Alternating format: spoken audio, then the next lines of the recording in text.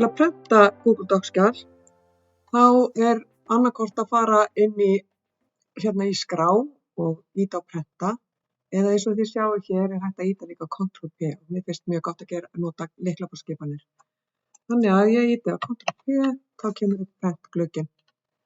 Ef að tölvuver 202 ekki hérna, þá þarf ég að smella hér á See More og fara í tölvuver 202 hér í Laugavélsskóla. En annars velum maður þann prentara sem maður hefur aðgang að.